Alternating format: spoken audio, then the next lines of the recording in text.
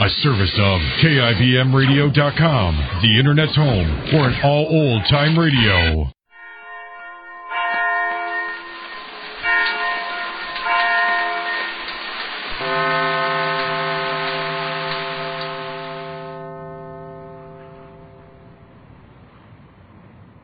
In just a moment, X-1. But first, one man whose personality belies his name is Quizmaster Groucho Marx. Because Mr. Marx is hardly one of the grouchy kind when it comes to welcoming guests and dispensing good humor on his Wednesday night quiz show, You Bet Your Life. Why don't you tune in and hear for yourself tomorrow? And while you're listening, don't forget that each Wednesday night there's more great entertainment when Jack Bailey and contestants play Truth or Consequences. And all of the staff on Airtime join stars Giselle McKenzie in bringing you top musical listening. Enjoy music and fun tomorrow night on this station. And now stay tuned for X-1 on NBC. Countdown for blast off. X-5, 4, 3, 2, X-1, fire.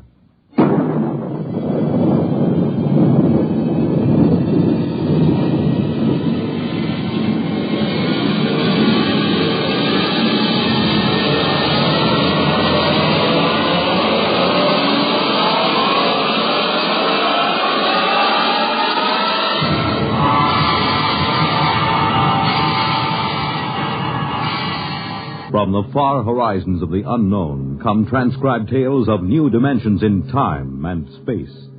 These are stories of the future, adventures in which you'll live in 1,000,000, could be years, on 1,000 maybe worlds.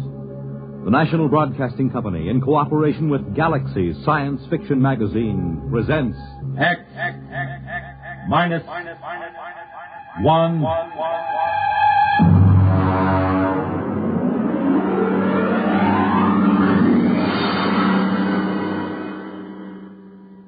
Tonight, the dramatization of a story by Jerry Soule, The Seventh Order.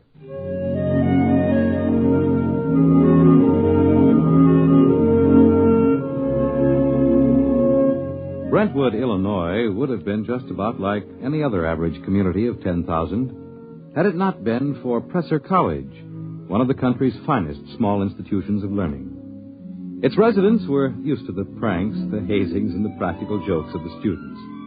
But even Professor Ansel Tomlin was surprised when the blue humanoid came down the street and up to the porch where the professor was sitting in an old wicker rocking chair.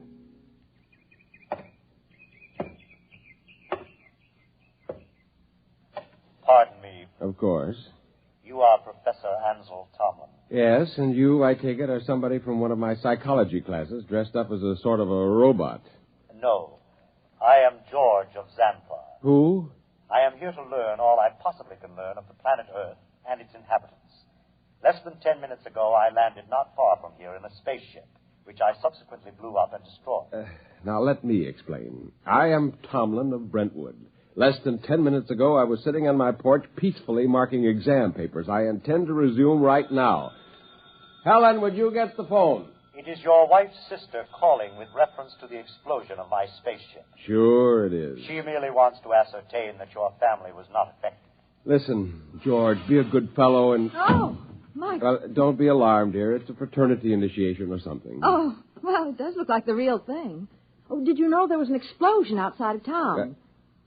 An explosion? Yes, blast of undetermined origin is what they said on the radio. Oh? My sister just called. She heard about it in the local station and wanted to make sure we were all right. I see. Well, I have something in the oven. My goodness, that's a wonderful costume. Her sister lives 20 miles away. How did you know she'd call? My mind circuits are telepathic. They pick up all conscious thought to a distance of some 200 miles. It couldn't be you arranged the whole thing, that it wasn't really her sister. How did you get here? Who or what are you? I am a machine. The finest, most complicated machine ever made. I have a rather unique history, too. Who made you? Ages ago, on Xanthar, there was a race of humans. They made the first robots. Rather crude affairs. We class them as first-order robots. They are still used for menial tasks to some extent. And what order are you? The highest, naturally. A seventh-order robot. Or rather, a humanoid. We are the first in which there is not an automatic, no harm to humans cutoff. I begin to see. You will become aware of the fact that I am superior to you and to the rest of your race. I need no oxygen. I am never ill. I need no sleep. Every experience is indelibly recorded on circuits and is instantly available. Tell me, George, do you have feelings? I have an electronically controlled endocrine balance. It's very interesting. And what is your mission here on Earth? For the moment, I am here to study. I will live with you until it is complete. You will what? I will live with you. I will be with you all of your waking hours. While you sleep, I will go through your library. I need nothing. I want nothing. Just a moment. What about my privacy? When you desire privacy, I will study someone else. Your wife, perhaps. The female should be interested. George, old man, I'm terribly sorry, but you'll have to wire back to your masters to make other arrangements. That will be quite impossible. Really? You see, I have no master. Well, what about those humans back in Xantha, the ones who invented you seventh-order humanoid? Oh, they are all quite dead. We destroyed them. Destroyed? You look alarmed. It was, after all, they or us. You see, our endocrine system permits us pride in ourselves. Naturally, being proud of ourselves, we objected to being ordered about in an incompetent way. So, you killed them? Exactly. Now, shall we go inside and inform your wife of my visit? Suppose I refuse. Professor, do you see that small dog playing on the lawn across the street? Yes. I will lift my arm and point at it. Observe. It vaporized. Exactly. Now then, shall we go in? Yes. We'll go in.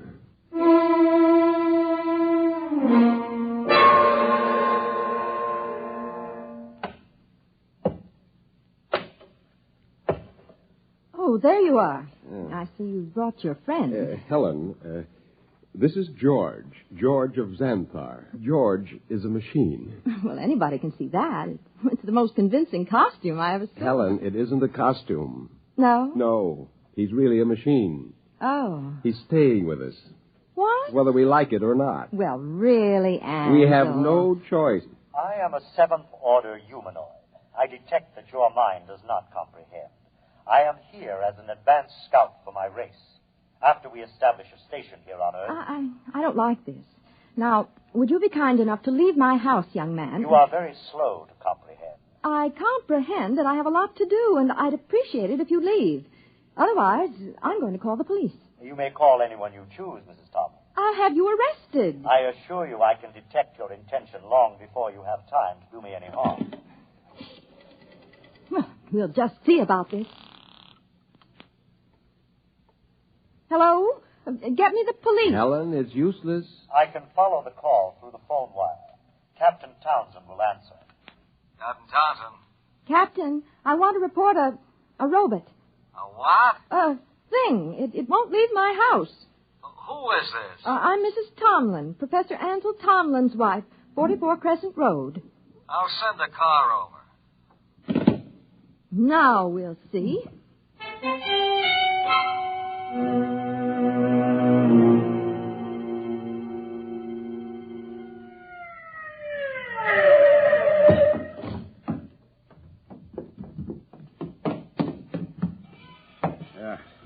Is this the character that's been giving you trouble? Yes, this is the one, officer. Talked to you before about ruining the flower bed, Sonny. This time I'm taking you in. I would advise you not to touch me. I cannot risk any damage. I'll see about that. Come on outside. I prefer to remain here until I complete my mission. You do, huh? You know what this is? It is a weapon you call a service revolver. That's right. And you'll either march out of here or I'll use it on you. That would be most unfortunate. All right, come on. Officer, let me warn you. He's March. dangerous. March now. I'll count to 3. Officer, please. 1, 2.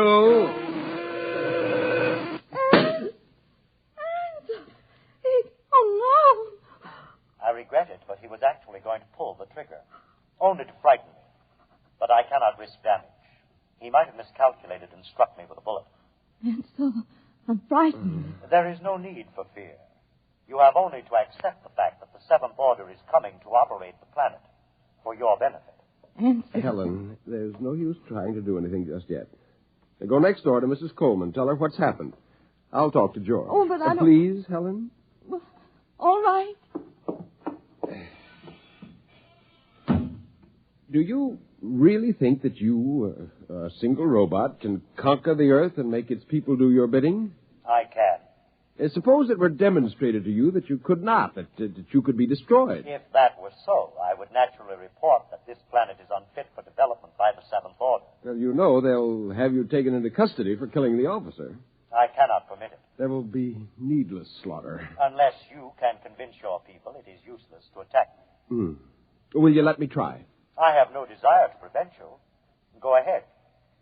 I detect that you are going to call the newspapers and the local television station and hold a press conference. Yes. I also detect that you have a plan to overcome me. Oh? I like that. Really? Yes. You see, in order to test this planet for development, I must know whether any of you are truly dangerous to us. You are a superior type of man, Professor. I welcome any plan to conquer me that you care to attempt. Okay, George. At least we know where we stand. I'll phone the newspapers.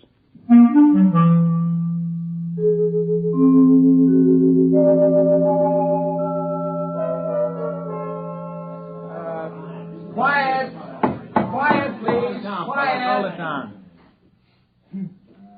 Ladies and gentlemen, this is Henry Bennett, broadcasting from a sound truck parked in front of the home of Professor Ansel Tomlin in Brentwood, Illinois. At the moment, Professor Tomlin is seated on his front porch. Next to him is a strange-looking blue robot-type creature, also seated on a chair. At the moment, we don't know if this is a hoax or not, but Professor Tomlin, a highly respected man here at the university, has called a press conference to introduce what is supposedly a creature from another planet. Professor Tomlin is about to speak, and we'll try to catch his words. Quiet, please. Gentlemen, I wish to present to you George of Xanthar. Yes, now, just a moment. George is a machine. Probably the most dangerous machine ever invented. He is telepathic as well. He can read your thoughts like a book.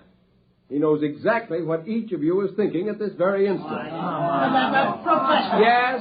Do you expect us to swallow this nonsense? Not without proof, gentlemen. Can George do his stuff for us? Let him tell me what I'm thinking right now. You are thinking about a blonde young woman named Laura, with whom you will attend a show tonight. Come on. Well, he happens to be right, but we've seen mind readers before. Let him do something else. now, I did not call you gentlemen here for a demonstration of magic. I called you here in the hopes that a good deal of needless bloodshed might be avoided. Less than half an hour ago, I watched this creature completely vaporize a policeman who was trying to arrest him. I expect that the authorities will be here any minute. I hope I can convince you and them that it is futile. Well, I certainly do. Nothing like this done about a guy. Yeah, either you're nuts or you think we are. I don't believe this machine killed a cop. If a cop was killed, a human did it, trying to blame it on the machine. Now, gentlemen, I don't know how I can prove it. Perhaps if George will demonstrate his ability to vaporize... Observe the oak tree in the front yard. Now.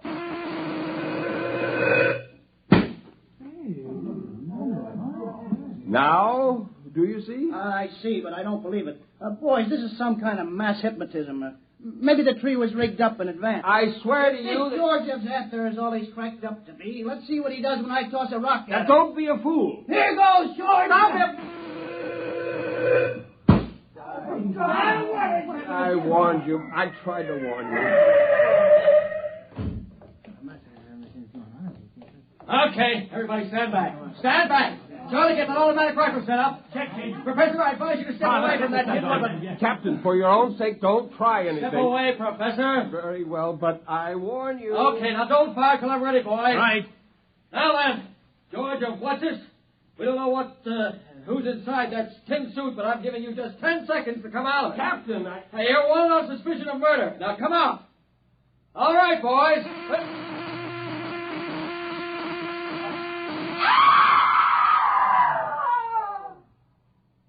Ladies and gentlemen, I'm afraid we'll have to terminate our broadcast.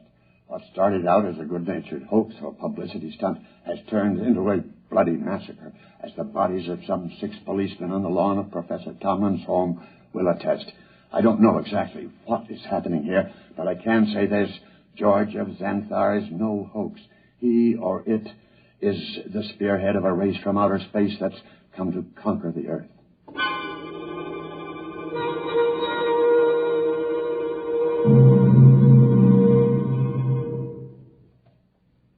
Have they all gone, Helen? Yes. Where is he? In your library, reading. Are the policemen still outside the house? They're walking up and down. Oh, I hope they don't. Yeah, they have orders not to try to harm him. Ansel? Yes? What are we going to do? I don't know. Oh, listen. He's coming. Professor, Mrs. Tomlin, I have decided to walk through your town to learn more about its buildings and people. And kill a few more humans? Killing humans affords me no pleasure whatsoever. I kill only when damage to myself is possible. I hope that no one will attempt to harm me. George, let me warn you now that this affair has gone beyond the confines of this town. I am well aware of that, Professor. I am aware of a phone call being made this instant by your mayor to the commander of the Illinois State Guard. If you're smart, you'll return to your ship and your planet. My ship is destroyed. I could instruct you to build a new one, of course. But as I have no intention of leaving... Then you will be destroyed. No. I will destroy first. Have you no conscience? A conscience is a fifth-order failing. Needless baggage. Good evening.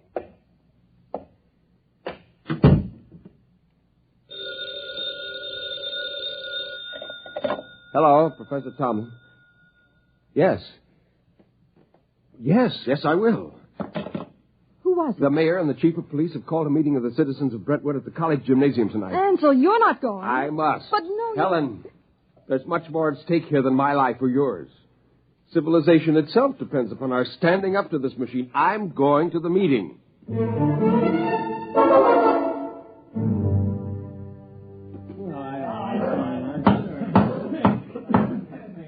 Gentlemen, as mayor of Brentwood, I call this meeting to order.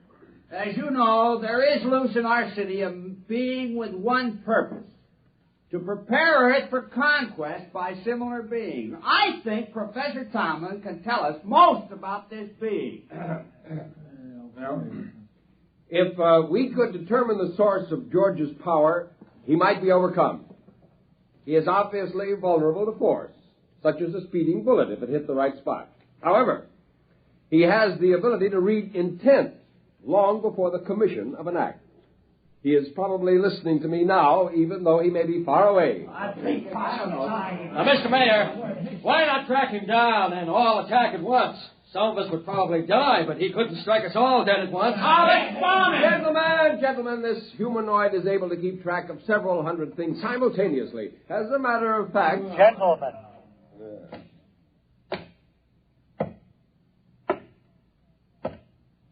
You are working yourselves up needlessly. You simply do not appreciate what it would mean to dedicate yourselves to the fulfillment of the seventh order destiny. Your lives will be made most pleasant and happy by us. Yeah, why did you kill 6 cops? If they're so powerful, bring them back to life. How do you want to be buried, Roy? Yeah, let's get them, man.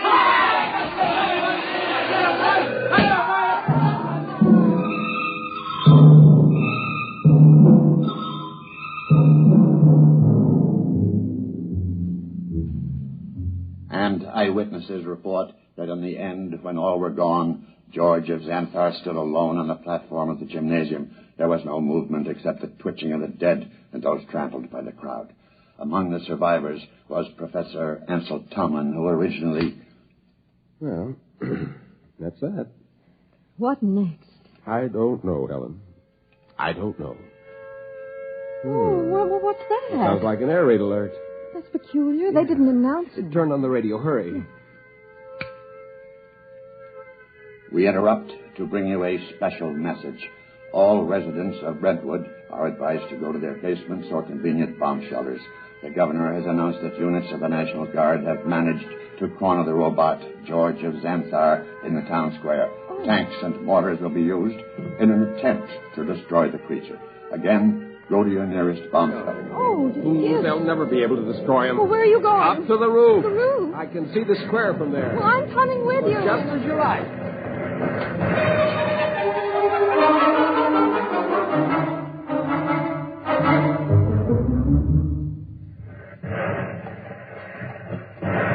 What's happening? He's vaporizing every tank and gun they bring up. Oh, Ansel, let's get away from here.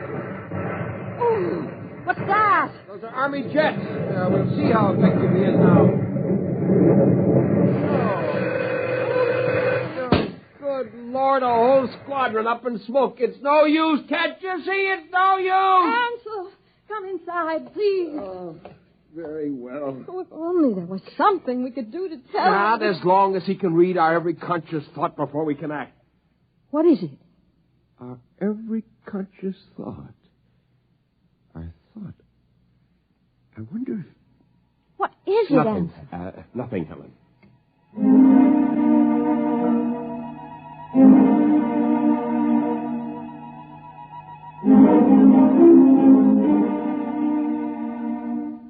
And the Army reports that the countryside around Brentwood is deathly still.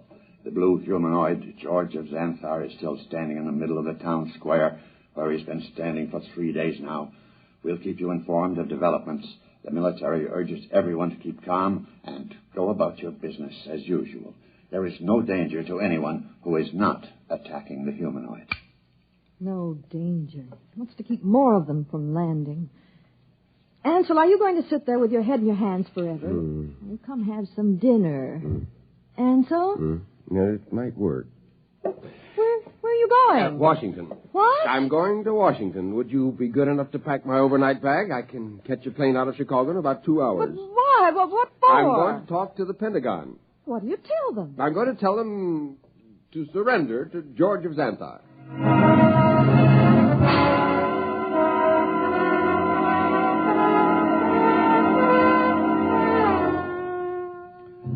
Our microphones are here at the edge of the town square in Brentwood, Illinois today, ladies and gentlemen, to witness the most unusual spectacle of modern history. A discussion of terms whereby the United States of America may surrender to the humanoid George of Xanthar.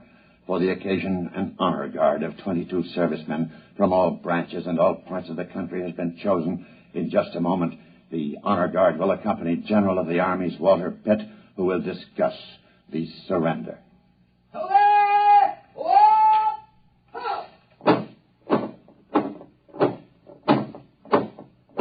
The honor guard is advancing to the edge of the square. The robot is standing there now, carefully eyeing the soldiers. Every ounce of his concentration seems to be going into it. Actually, we're told his telepathic circuits are probing their minds for some hint of danger. A thought, a flicker of an eyelash may be sufficient for him to vaporize all of them. General Pitt is about to speak. George of Xanthar? I hear you, General. I have been instructed to consult with you about your intentions toward our country and the world in general, with a view to reaching some sort of agreement with you and others of your kind who you say will invade the earth.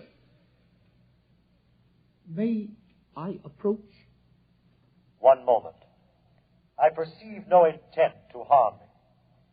There is one man among your soldiers, however, who has an illogical thought. Will the soldier who is thinking the thought, 11 o'clock, step closer? Do as he says.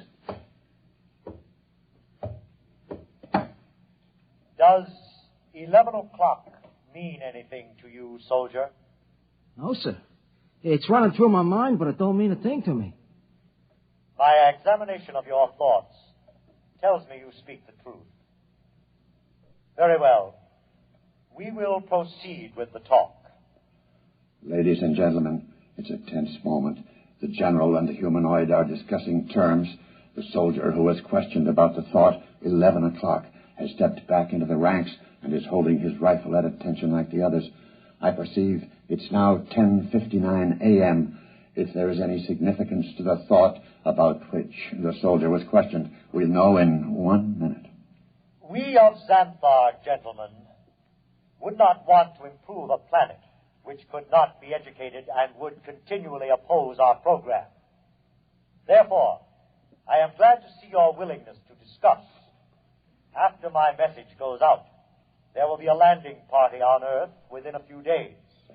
While waiting for the party, however, there are certain preparations. Just list them for us. Your government will naturally have to turn over complete authority to us. Afterward, we will utilize your press and radio to disseminate our instructions to your people. Simultaneously, in other nations, the same procedure will be carried out by our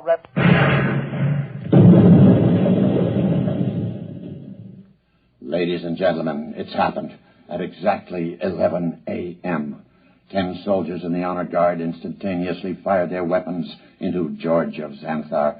Apparently explosive bullets have blown him to smithereens. The remains are lying scattered all over the square. People are pouring in, kissing each other, shouting.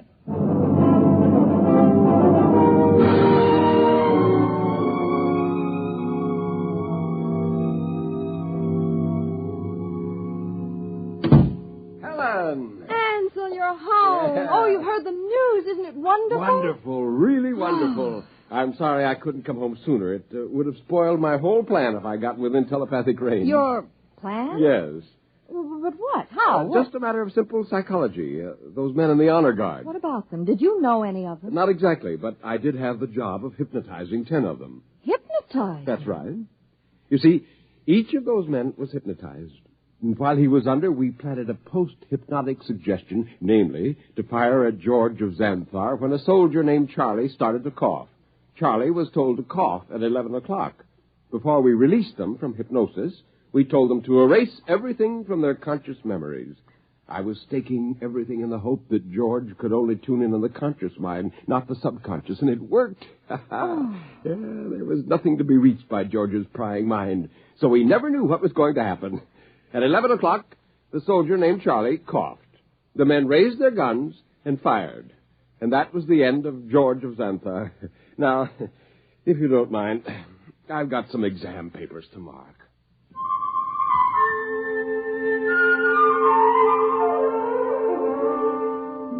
On a planet many millions of miles away, a red light, one of many on a giant control board, suddenly winked out. A blue humanoid made an entry in a large book, System 29578. Planet 3 inhabited. Too dangerous for any kind of development.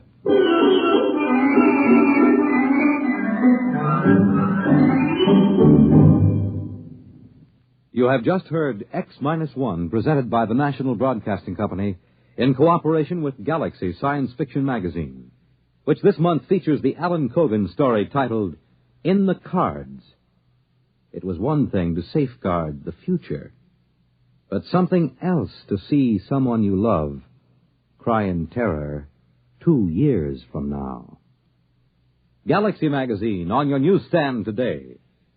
Tonight, by transcription, X-1 has brought you The Seventh Order, a story from the pages of Galaxy written by Jerry Soule and adapted for radio by George Lefferts.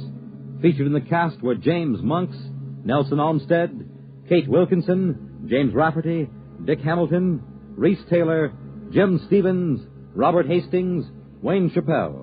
The commentator was W.W. Chaplin. Your announcer, Fred Collins. X-1 was directed by Daniel Sutter and is an NBC Radio Network production.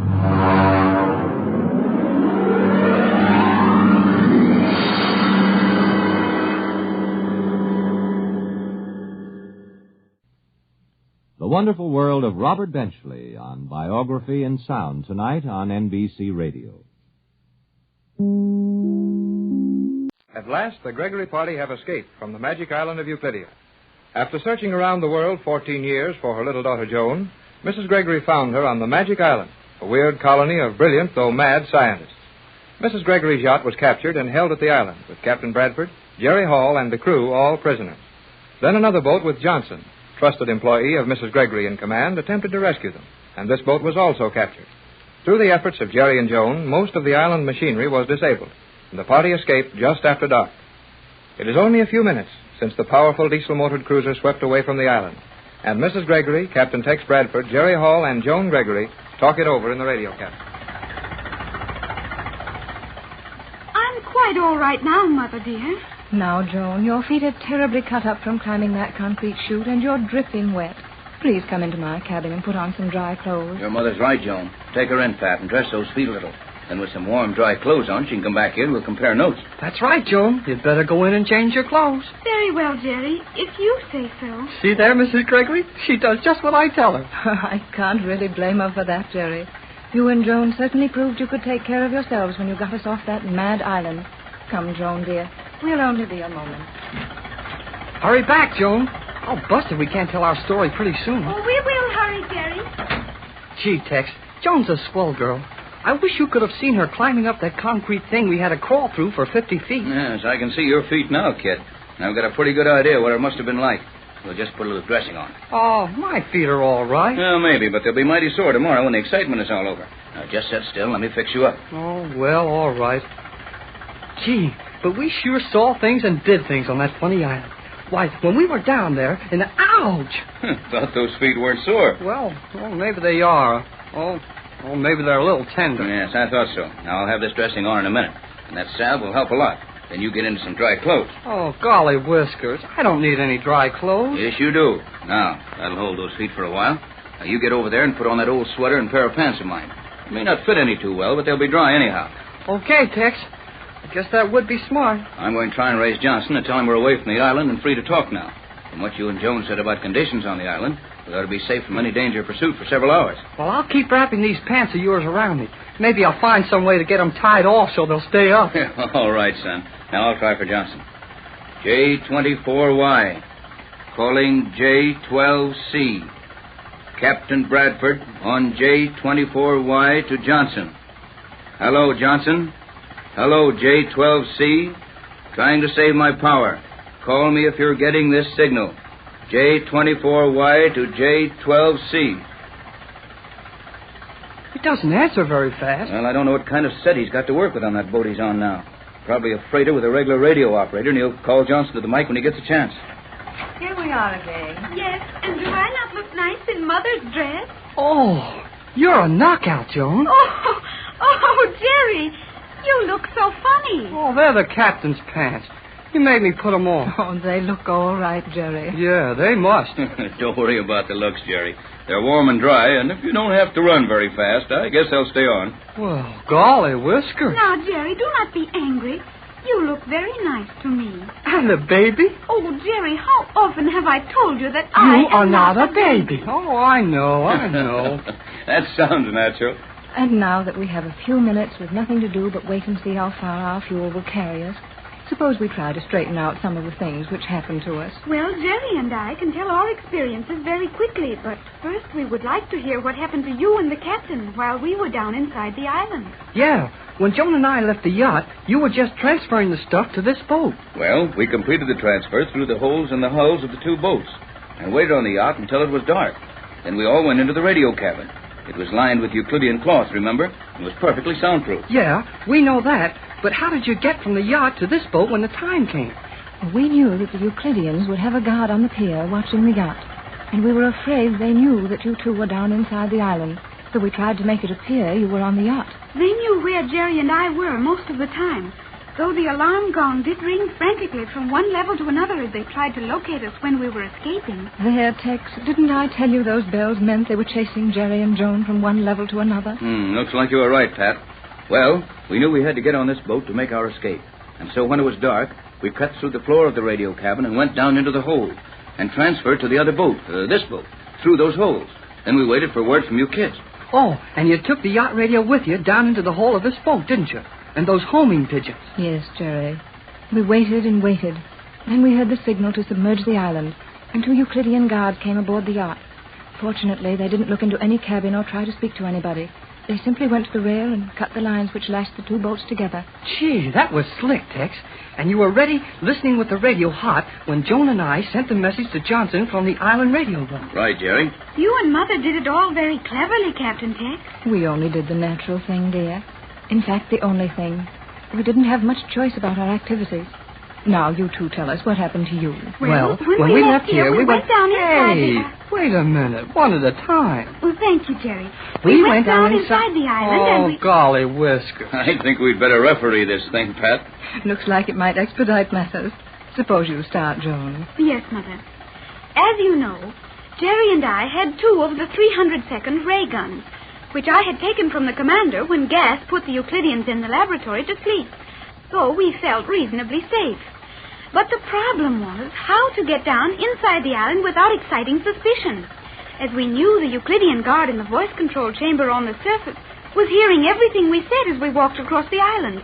But Jerry solved that very nicely. How was that, Jerry? Well, I just talked good and loud about the formula you had given me to wake these men up with, and how we had to hurry to the laboratory with it. Of course, the guard heard me, and when Joan asked for the elevator, she got it quick. That was very quick thinking, Jerry. Oh, Jerry was very clever, Mother. Oh, you finally got that straightened out anyway. Jerry. Well, then we went into the sound channel on the 5th level, where we could talk in privacy. And I showed Jerry the scale model of the island. And from it, we planned our attack on the vital parts of the power and control system. Say, you two kids work just like a machine. Go on. But just as Joan and I were ready to leave for the power rooms, one of the Euclidean guards came in.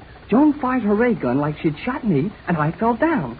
Joan sent for the guard for orders about me, and we got out of there. And then we climbed down the ladder inside the elevator shaft to the 100-foot level. 50 feet down a dark elevator shaft? Yes, Mother. We landed safely, however. And by using the ray on a guard, we were able to get into the power rooms and shut off the electricity and flood the power rooms. And as Jerry flooded the rooms, I took out the fuses and threw them in the water. Great work, kids. But how about this submerging operation they just completed as we got away? How did they do that without power? I wondered about that, Joan, and you were too busy to tell me. The island may be submerged to a depth of 40 feet by gravity, aided by reserve emergency tanks of compressed air. Those Euclideans certainly thought of everything. But how did you get out of the lower level after the rooms were flooded? Well, that's where we had to climb 50 feet up the inside of a concrete and steel chute. It was like a corkscrew, but almost straight up. And that is where we hurt our hands and feet so badly. I could never have reached the platform but for Jerry helping me. Then we just took a chance and used a private elevator from the 5th level to the surface. And it comes up inside the control room. Joan used a ray gun to put another guard to sleep there. And we sent a message to Johnson that you heard. It was while Jerry and I were climbing up that terrible upright tunnel that you heard most of the signals ringing as they rushed from floor to floor trying to locate us. Gee, I hated to leave the commander in that laboratory asleep with G-47, those other Euclideans.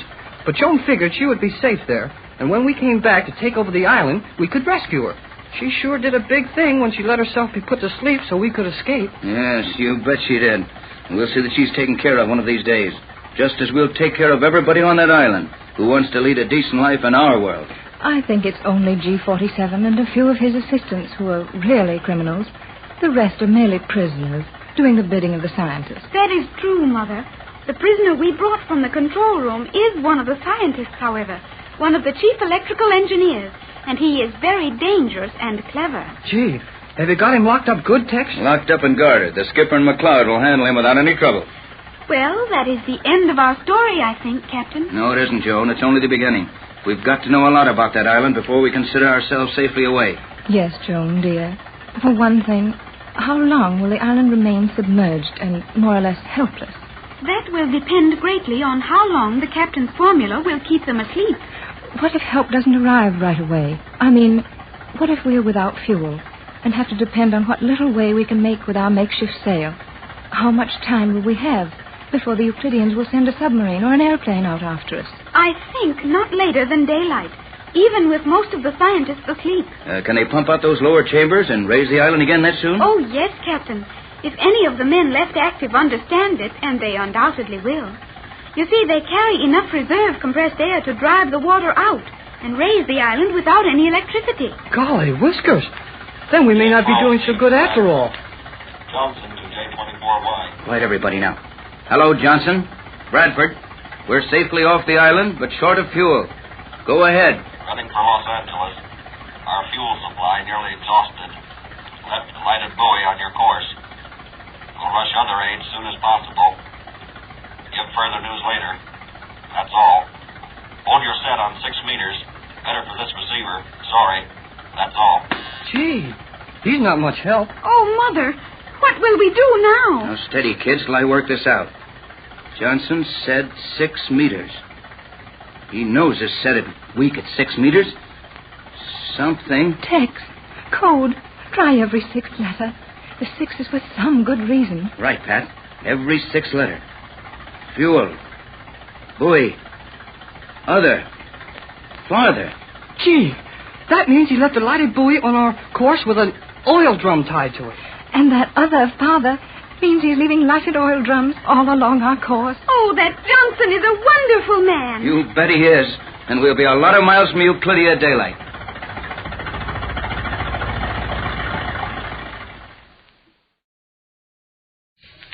Faster than a speeding bullet. More powerful than a locomotive. Able to leap tall buildings in a single bound. Look, up in the sky. It's a bird. It's a plane. It's Superman. Kellogg's Pep. P-E-P, Pep. Kellogg's Pep, the Sunshine Cereal, presents The Adventures of Superman.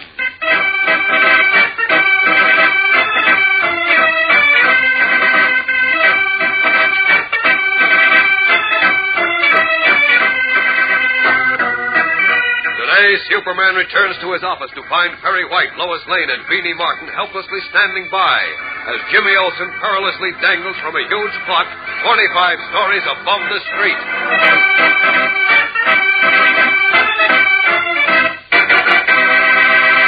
Hello there, gang. This is your pal Dan McCullough. You know, even if you tried, I'll bet you couldn't think of more exciting prizes than you find in packages of Kellogg's Pep. Mind you, not just one kind of prize, but 3 different kinds, one or the other in each package of Pep you open. And are all 3 kinds fun to collect? Why, take, for instance, those bright-colored comic buttons, each picturing a favorite comic strip character. Well, you look slick with all 18 of them pinned on your jacket or your beanie cap. Or take that snappy series of 7 Pep model planes, made of colored cardboard and a cinch to put together. Or those 24 full-color bird pictures, each with a description, helping make you a mighty wise bird yourself. You'll find one or the other of these 3 kinds of prizes in every package of Kellogg's Pep. And say, while you're collecting them, you'll be putting in some prize-winning eating, too. Sure, just think of Pep's keen, brisk flavor, the light, fresh, catchy flavor in those crisp flakes of whole wheat. Yes, sir, a bowl of Pep really sends you. In fact, from every angle, Pep's a prize dish. So ask Mom to get you Kellogg's Pep, the Sunshine Cereal, and look for the prize inside your package. And now, The Adventures of Superman. Believing that a recent subway disaster in Metropolis stemmed from corruption in the city government, Private Detective Candy Myers conducted a one-man investigation. Then, satisfied that his suspicions were well-founded, he offered Clark Kent a scoop. But before he could talk, Candy was ambushed and beaten up. And the next day, Cub reporter Jimmy Olsen was abducted. While Kent searched for Jim, Beanie Martin, head copy boy at the Daily Planet, made a startling discovery. Dangling from one of the hands of the huge insurance company clock, 45 stories above the street, was a tiny human figure. Hastily summoning Editor Perry White and Lois Lane to the window in Kent's office, which overlooked the insurance building, Beanie pressed a pair of binoculars into Lois's hands. And as we continue now, Lois gasps as she focuses the binoculars on the clock. Listen. Good heavens, Chief. It's Jim. Jim where? Hanging from the insurance building clock. It's Jim, I tell you. What? Sure it is, Mr. White. Oh, you're joking. I am not. Here are the binoculars. See for yourself. Give them to me. Let me see. Where? Right there, on the minute hand. But Liz, Honey, good get God, off there. it is Jim. Of course it is. What do we do, Chief? Oh, what do we do? I don't know, but do something fast. Call Inspector Henderson. Call the fire department. Yeah, but don't just stand there, Beanie. Okay. Creepers. Oh, golly. Wait a minute. The police are already down there in the street and the fire department, too. Somebody must have called them. Then why don't they do something? The boy won't be able to hang on much longer. Jim, look out. What is it? What is it? One of his hands slipped. Oh, gee. He's just hanging on with one hand now. Oh, why doesn't somebody do something? What's the matter with the fire department? They got their ladders up, see, but they don't go more than halfway to the clock. They've got to do something before... No! Jim! What is it, Chief? Golly, now what? The clock hand. The one Jim's hanging to it. He slipped down. What? There, it slipped again. Oh, I can't look anymore. Oh, the poor kitty. He hasn't a chance. Who hasn't a chance? Can't. Oh, Clark, Jim, he's... What about he's Jim? up there on the insurance building clock, Mr. Kent. What? Here, take these binoculars. Yes, look for yourself. Oh, he hasn't a chance. Not a chance. Oh, the poor kid. Great Scott! The clock hand's slipping down. It's going to break. Where are you going? Stay where you are. I'll be right back. Into White's office.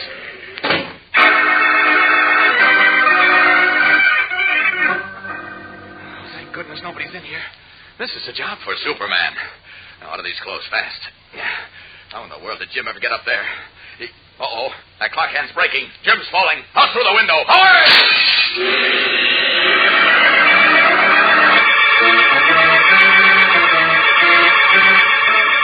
Diving through Perry White's closed window, Superman flashes upward and rounds the corner of the Daily Planet building as Jimmy Olsen, his grip broken, plummets down toward the street below, where gasping, awe-stricken crowds scatter in frantic haste.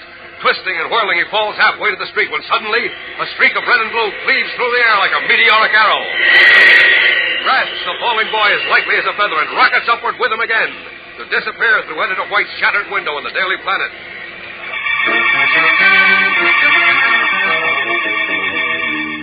A moment later, once again in his guise and garb of Clark Kent, Superman is joined by Perry White and Lois Lane, both frantic with worry.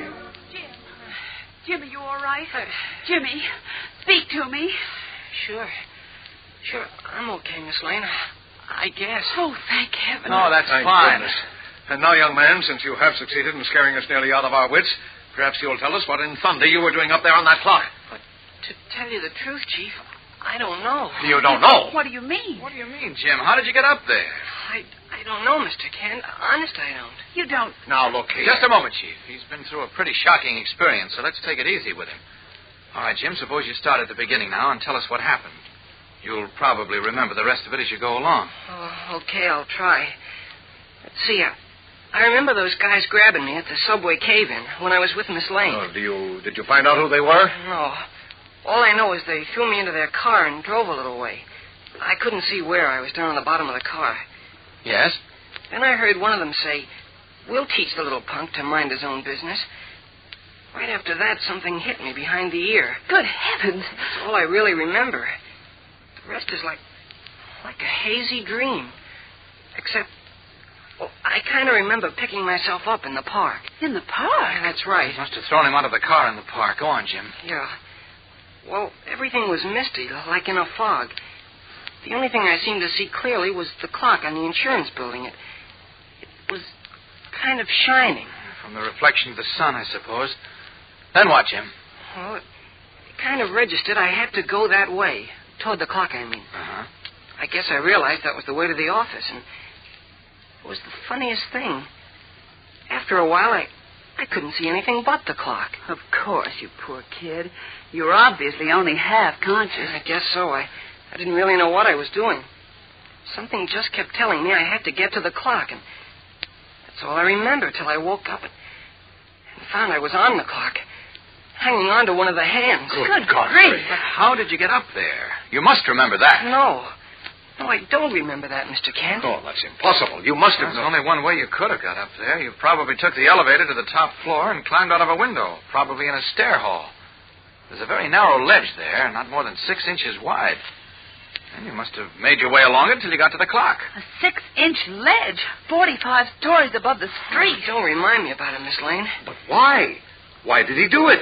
I can't see... I told you, Chief. He just told you. The only thing that registered on Jim in his half-conscious state was the insurance building clock. It became a fixation to him. To his subconscious, it meant home, comfort, help. And he just had to keep going until he actually had his hands on that clock. Yeah, and I wouldn't be here now if not for Superman. Golly, I wish he'd stuck around till I could thank him. Now, never mind that. The important thing is that you're all right. Yes. And another important thing is to get our hands on the hoodlums who were responsible for this outrage. Oh, if only we knew who they were. We have a pretty good idea who they were, Lois. What do you mean? Well, who can't? The same gang who beat up Candy Myers and who were responsible for the subway disaster last month. Who said so? It's obvious because Jim was grabbed after he took some samples of the concrete and soil from the cave-in. And besides, take a look at this. What's that? Why, it's a handkerchief. Yes, a cheap handkerchief like the one that was found in Candy's hand after he was beaten up. And look what's printed on it. Let's see. Keep your nose clean. Why, that's Well, that's just what it said on the other handkerchief. Holy smokes. Where did you find this, Mr. Kent? It was sticking out of your jacket pocket when Superman rescued you. Gee whiz. Well, then... Then you're right. It was the same gang that beat up Candy. And this makes it look as if the subway cave-in wasn't just an unfortunate accident, as Building Commissioner Morgan said.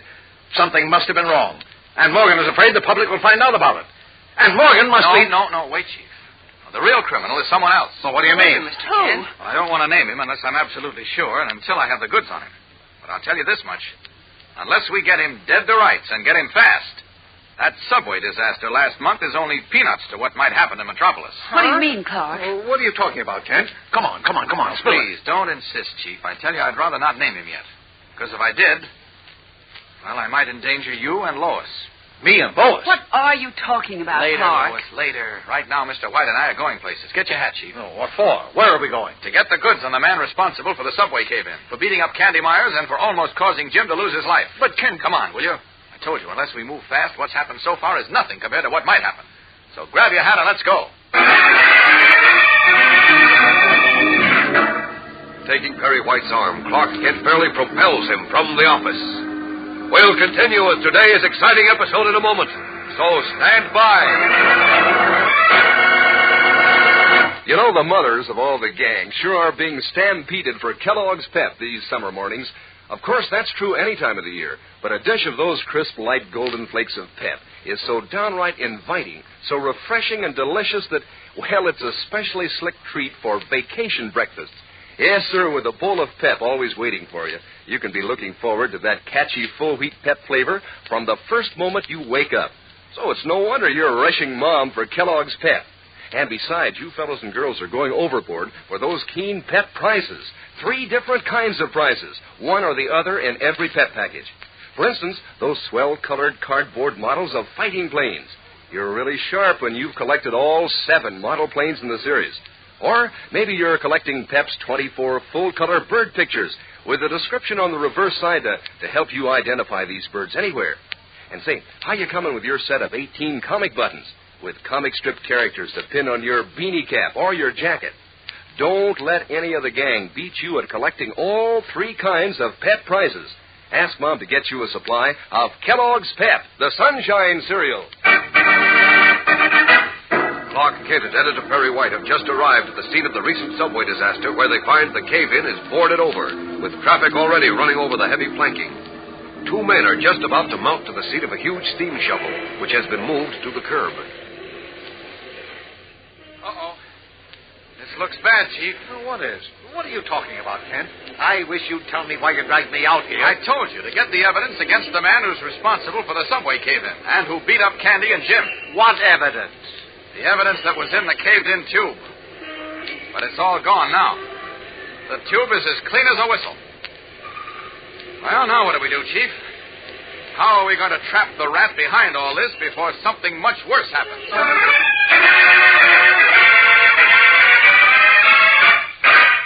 Dismayed, Clark Kent stares at the long pit beneath the street, empty now of all incriminating evidence against the man who Kent says was responsible for the worst subway disaster in the history of Metropolis, and for the vicious attacks upon Candy Myers and Jimmy Olsen. Unless this man is brought to justice swiftly, Kent said, many more serious disasters might occur. Who is this mysterious man, and what can Kent do now? Angered as he has rarely been before, Kent intends to do something about it swiftly. And tomorrow he goes into action, so be sure to be with us then. Tune in, same time, same station. And remember, for breakfast, it's Kellogg's Pep. For excitement, the adventures of Superman.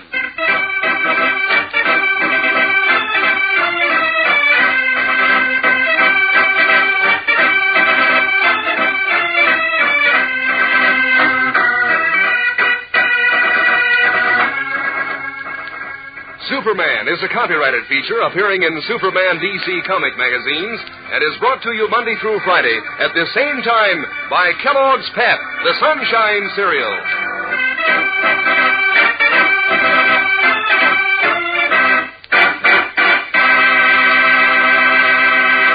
You know, gang, famous names are often family names, like the Kellogg family of cereals. And here's a famous member that makes breakfast mighty swell. It's Kellogg shredded wheat.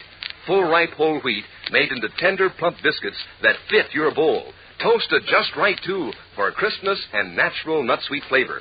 And for nutrition, well, Kellogg shredded wheat is made of finest whole wheat.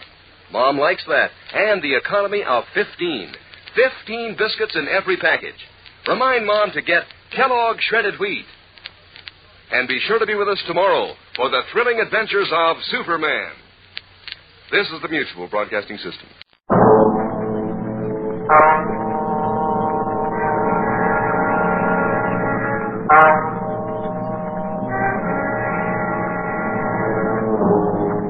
You are standing at the doorway of a cabin on Cashier Creek.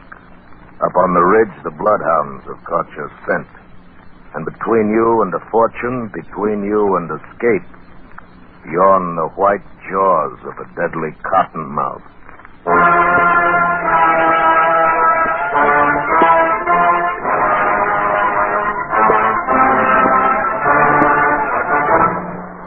Escape, produced and directed by William N. Robeson, and carefully contrived to free you from the four walls of today for a half hour of high adventure.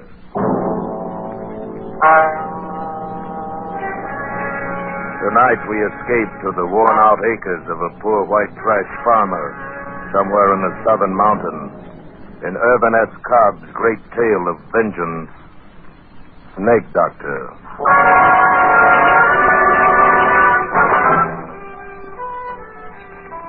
This story is about snakes and two men.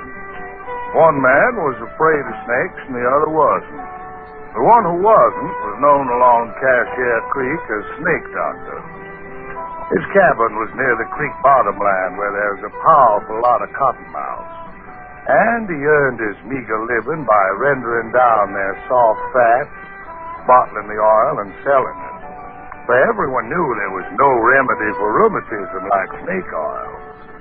Snake Doctor was harmless enough, but there were folks who honestly believed that he was a colleague of Beelzebub just because he wasn't afraid of snakes.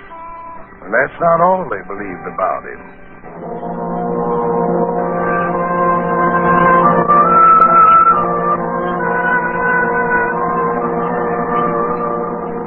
Now, the man who was afraid of snakes was Jace Morner, who was Snake Doctor's nearest neighbor.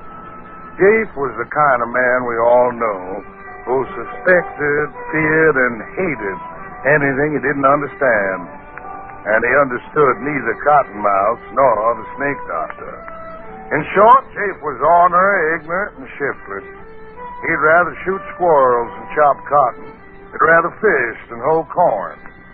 And that's just what he's doing now, fishing down at the big hole with his son and heir, Finney, who's old enough, but not quite bright enough to handle a gun.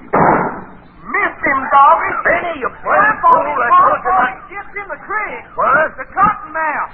Tramp on him in front of you. Cottonmouth? What? Where the pilot? On earth, leave You got him. You got him. Keep your foot on him while I fetch a stick. You don't need to, son.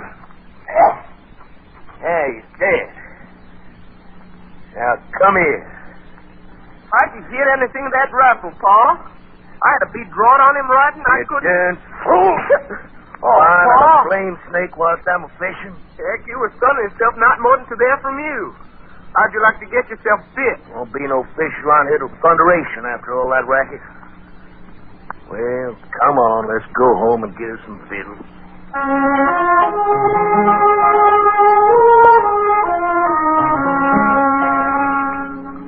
Jace Morner tossed his bait can into the creek and threw a stick after it. He stood there watching the stick drift slowly toward the big hole, where the creek widened behind a jam of driftwood.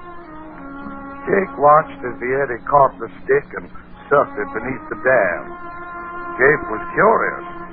He moved downstream a rod or two and waited, watching the water boil up from under the driftwood. But the stick didn't come up. That was strange. Must have caught under there in a tangle of water-soaked and sunken logs. Probably it'd stay there in sunken logs. Probably it'd stay there for months. Maybe. stay there always. Jake considered this, and an idea began to form in his slow mind as he and Finney started home. Hey, Paul, how much oil you reckon in this one? Paul? Paul? What you jawing about, son? This old cotton man. How much oil? Slow it down. Slow it down? Why? Slow it down, like I say. I'll make you wait. Paul, I was aiming on rendering the old cottonmouth fat like the snake doctor does. Maybe sell it and make myself some money. I don't like to squirm the things around me. But it's dead. Leave it where it drops. Now, come on home. You scared on cottonmouth, Paul? I know better than to get myself bit by him. If Bailey knowed a fella got himself bit once, there wasn't a drop of liquor for miles. So he goes to work and cuts open a live chicken and puts it by his leg where the bite was. And the fella lived, too. Yeah. Reckon Mr. Rides ever gets himself bit, Paul? Handling cottonmouths like he does? Who? Mr. Rides. Who? Mr. Rides. That's old snake doctor's real name. Ma says I oughtn't to call him snake doctor. Never mind what your ma says. Ma says. Nobody in my family's calling no snake-loving scum Mr. Rides. Heck, that's what I say. We'll see what you do. Sure, Paul. You know, I could have made myself some money rendering that cottonmouth fat down into oil. How much you reckon old snake doctor makes out in the oil he sells? I don't know.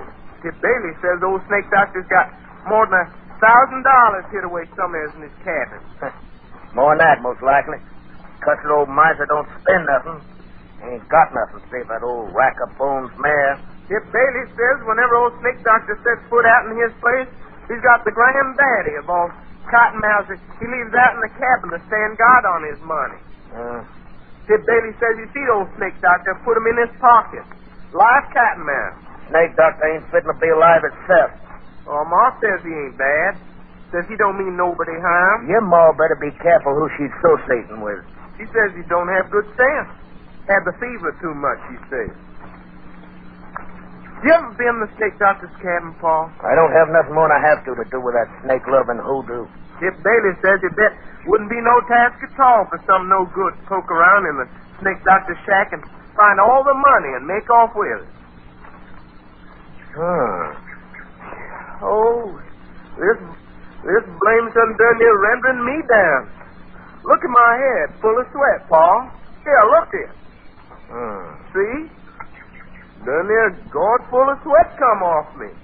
But why it turn down that way, Paul? It's come on noon. Dinner be most ready. I'm going to tell a snake-loving hoodoo that there's some of them cottonmouths on the creek side of our deadening.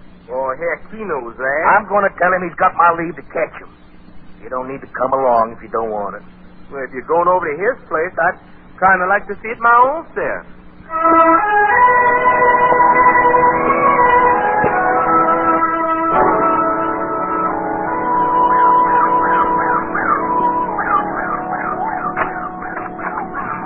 Go on in, Paul. He ain't to home, else he'd have showed himself by now. I reckon so. Can you see any of the snakes? I told you to keep an eye out for him. I bet in one of them chinks, Paul. I bet the money's I in ain't looking for no money. Must be a dang snake itself living in a place like this. Paul, I know you ain't looking for any money, but if you was, wouldn't you look in that chink right up there? Where, son?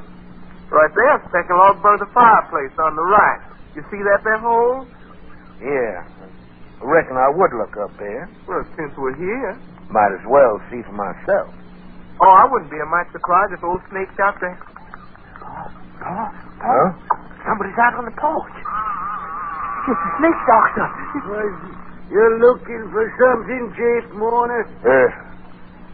Yeah, I was looking for you. I want you. Yeah. Look here, you old hoodoo. What's the idea of sneaking up on folks who took the trouble to come all the way down here to do you a favor?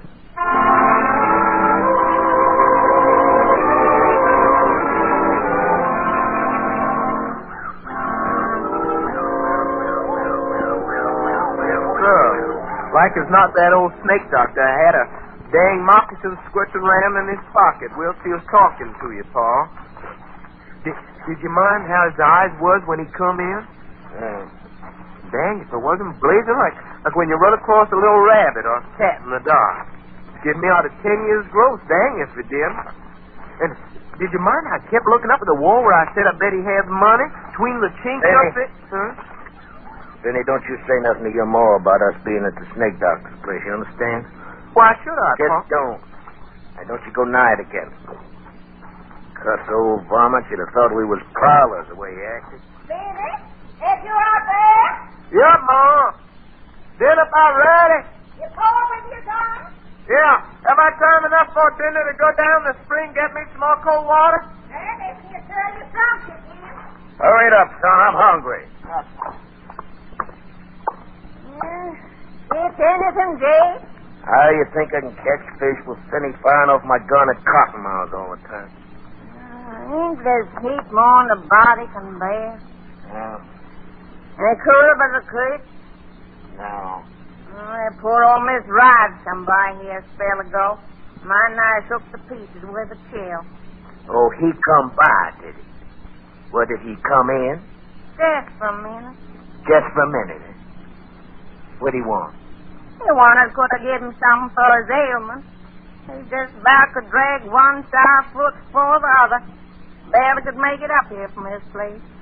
I reckon he must have down bed with the fever by now. I could tell by the touch it was rising in him when he left here and started back home again. I gave him a dose out in our butler's acre drop. I would have given him a little smidge of liquor. Oh, you would, huh? Oh, please don't, Jay. Don't what me. Poor old Miss Ride. Mr. Ride. Mr. Ride. How many times I gotta tell you that the old hoodoo's name is Snake Doctor? He don't mean nobody no harm. Him that his skin allows for its hide and tallow, and you calling him Mr. Ride. You'll be calling him Honey and Sugar next. Well, without I learn you... Please, Jay, please. Dead names, huh? Tell by the text, could you? Well, I aim to learn. What's his name now? Well, what's your poor Mr. Rive name now? Snake Doctor.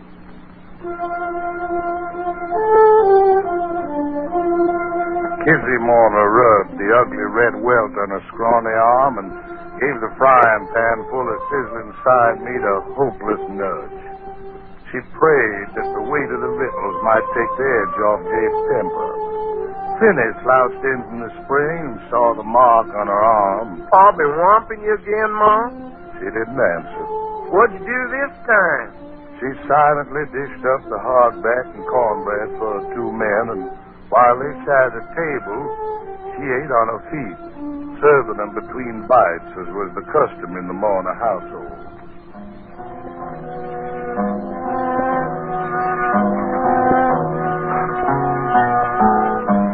After dinner, Finney stretched out under the chinaberry tree, and Kizzy sat on the porch fanning herself and dipping snuff with a peach twig, scouring it back and forth on her gums. Jafe took his ease on the floor of the back room, but he didn't sleep.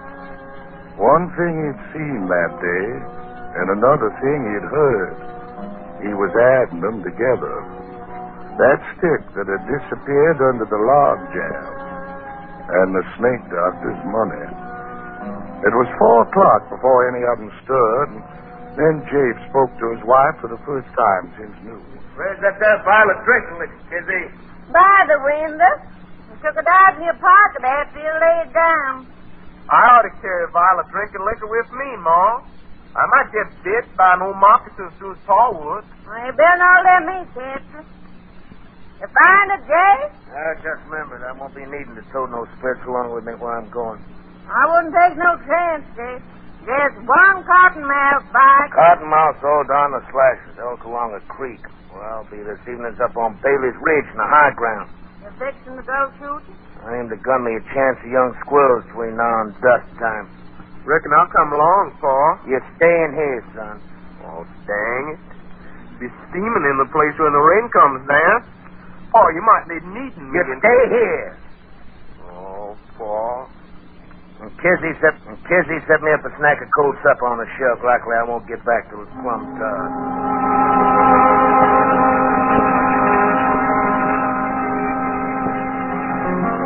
Gabe Marner turned north through his struggling cornrows, and in a minute he was lost from sight.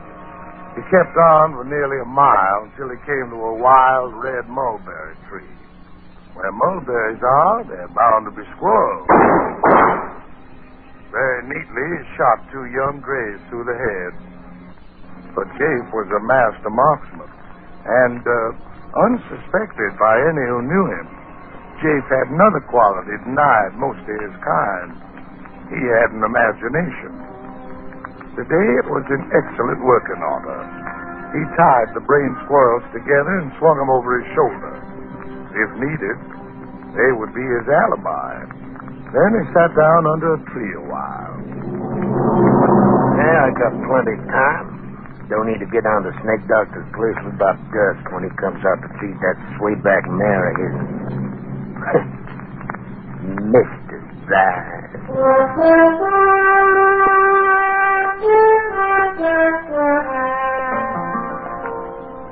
He sat out 2 brisk thunder showers and the intervals between them.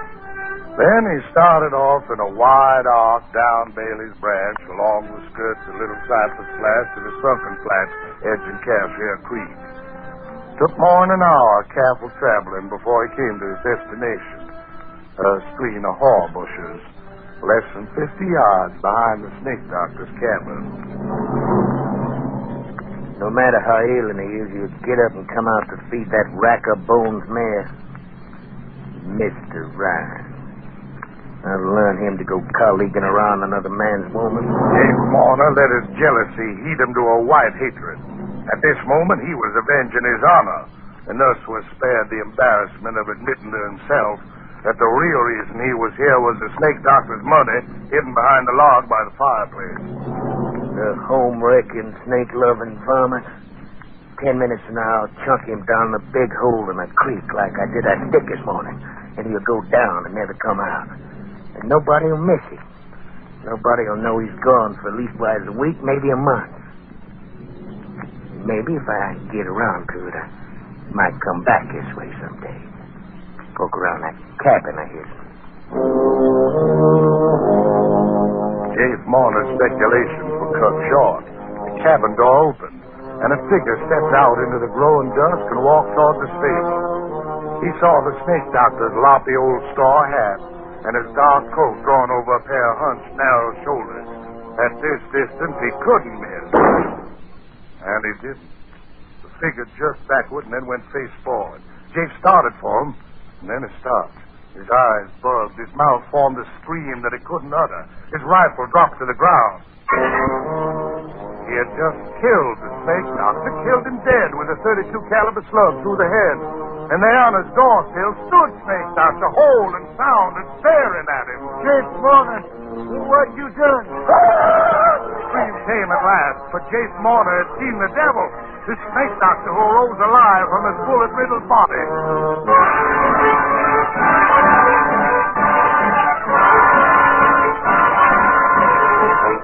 Jafe whirled and ran into the deep, darkening woods, whimpering like a whipped puppy as he tore through the brush. Escape. He must escape. He must get under the shelter of a sound roof, have the protection of 4 walls around him. So he ran and ran for hours.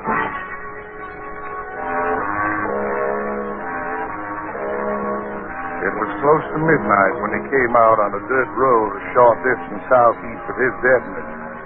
Beyond the next bend, he'd be in sight of home. Then he stopped. Around the bend, coming toward him, was a joggling light, a lantern hanging on a buggy. Jake flattened himself in a clump of brush to hide until the traveler passed. And then, just as the rig was opposite him, he heard a call coming from the other direction. Hold now, Jerry. Me, it's Davis Ware. Is that you, Tip Burley? Yep. Hoping it out from the junction. Tolerable tired, if anyone should ask you. What brings you out this time of night, David? Somebody sick? Heck, nothing. There's been hella popping in these here bottoms tonight. Steady, boy, I'm steady. Now, what you mean? A killing, that's what I mean. A dirty, cold-blooded killing if there ever was one. Don't say. Who's gotten killed? I'm a fixing to tell you. It happened just around dusk time at old Snake Doctor's place. Yeah? Was him was killed? Now, just give me time there. Yeah. It seems like Snake Doctor's been a killing lately. Uh-huh. Pretty bad off today. Yesterday. And so long about 5 o'clock when the rain was a-lulling a little bit, why, Miss Kitty Moore, she flooded it down from her place to his and fetching some physic with her and a plate of hot diddle. Miss Moore is a mighty thoughty one for doing things for folk. Don't you want to hear this? Yeah, go ahead. Well, seems like she wasn't afeard of the Snake Doctor's place. Well, I'd have been all over that. Well, pretty soon after she got there, seems like he tried to get up out of his bed to go feed that old Corbet nag of his. Uh-huh. Rain had started in again, but then it's pouring down hard, so she made him stay where he was at, and she put on his old hat and throwed his old coat around her to keep off the worst of the wet. And then she started out the back door to do the feeding herself. Yeah? And no more than she got outside and a shot come from the edge of the woods, and down she went with a bullet through her brain. Killed her. Dead as a dog. But who done it? Well, that low-flung husband of hers done it. That's who. He must have followed her down to Snake Doctor's and then just laid and wait for her. Followed her down to Snake Doctor's and then just laid and wait for her. They certain twas him, then. Why, sure thing. Snake Doctor jumped up when he heard the shot, and he catched a quick look at Jape over the fence. He did? Yeah, there was a long streak on Kizzy's arm where he must have whooped her at during the day. Well, hanging's a sight too good for him to catch him. No, but they will. Some thinks that he's made for the slashes and hid out there. Tracks led off that way. Uh-huh. Oh, they'd be a line of men throwed all the way around Little Clappers before sundown. Sheriff got there yet? No, but he's due any minute with his pack of dogs. They telephoned in from Gallup Mills that he's on his way. That trail ought to lay good, ground being damp like it is. Sure should. Old Snake Doctor, he's crying on and raving around up at Mourner's place that the Lord's going to strike the murder down his track. I'm putting my main confidence in them bloodhounds. On them first, and then maybe on the stout plow line and limber tree. Yeah, it's more certain. Yeah, I'm just putting out from my place to fetch my oldest boy. I wouldn't want him to miss a Lincoln. This good side crowd up there already. I'll go up and join him. I got a pistol here in my hip pocket. Poor Miss Marner. She always was a good-hearted, hard-working woman. A shot Kizzy. Did you hear something just there? I can't say I did. Probably a rabbit breaking through the brush. Listen. Huh? Sheriff, they're coming. You can hear them hounds of his, and I got to hurry. Get up there. I'll see you back to boy. Why, you sure will.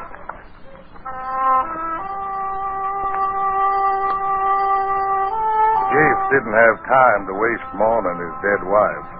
And he was even a little relieved to know that the Snake Doctor wasn't the devil incarnate. He had a chance against a lynch mob and a pack of bloodhounds. This was the kind of antagonist he could understand and outsmart.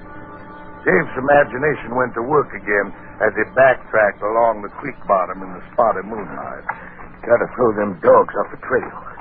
Gotta wade the creek, even if it is full of cotton now. They must be all around me now. The folks said they don't strike in the water. Well, I hope them folks is right. Gotta get back to the Snake Doctor. Get his money while he's still up at my place with Kizzy's with me. Get his money, then the rest will be easy. Make for the deep timber. Cross country's river. Make it by tomorrow sundown. Hire a shanty boater to ferry me to the Arkansas side. Get a haircut and catch a train for Summer's House. Gotta get Snake Doctor's money first. Snake Doctor's cabin was dark and empty when Jape reached it, and he needed light for his search. There were a few dull embers in the fireplace. He threw on some kindling, but it didn't light. Very well. He knew where the chink was. He'd find it in the dark. He scrabbled at the log, felt some bark in, felt the clay mortar crumble under his fingernails. Here it was, a hole big enough for a man's arm. He plunged his hand into it, touched something slick and smooth, and then something sharp plunged into his thumb. The fire flickered to life. Jake yanked his hand out of the hole, saw two tiny bleeding punctures in his thumb. At the mouth of the hole stretched the wide open jaws of a cottonmouth. It worked fast. He felt the pain leaping from his thumb to his hand, seeping up his arm. He only had some liquor. He had a fresh-killed chicken to slap on the wound. He had nothing. Then a sharp, horrible pain wrenched his heart, and a second. And there in the firelight, the huge cottonmouth poised in its crevice.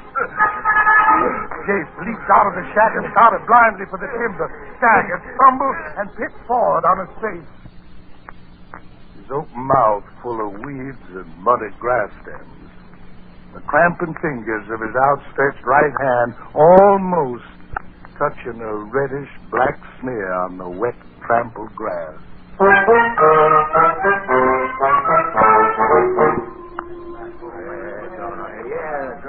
riddance, Pot Gravy. That's good riddance. Of course, that wouldn't you, Dr. Bradshaw? Well, I reckon there's sort of a rough justice in the way he died.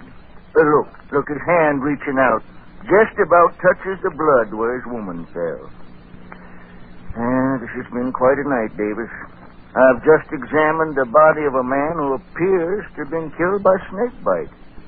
Killed good and quick, too, judging by the evidence. Well, Doc, ain't that the way a cottonmouth always does kill a man sudden like? I always heard tell that... Never mind what you heard. I'm going by the facts. I've been practicing medicine in this county for going on to 46 years. And I tell you that in all my life, I've never known but 2 or 3 people actually being bitten by water moccasins. And until tonight, I never had the personal knowledge of anybody dying from a bite of any kind of a snake. Well, is that a fact? Hey, what's going on over there, Doc? That Mourner's boy kicking up the fuss? Yeah, he's a no good just like his foe. What's the trouble, Tip? I'm going to kill a snake and bitten my paw. Then I'm going to give that old snake doctor a whooping for keeping a reptile in this place. Your paw got just what was his due, Fanny. Snake doctor ain't to blame none. He's a hoodoo devil. Look here, boy. Mr. Rives promised all his savings, nearly $100 to pay for burying your ma decent. That's how much he thought of her. Now go on home, behave yourself. Yeah, go on, Fanny. Ain't no Somebody ought to kill that reptile. It's my paw, and I'm going to do it. Hey, Doc, just a minute ago you started to say something about snake bite not killing.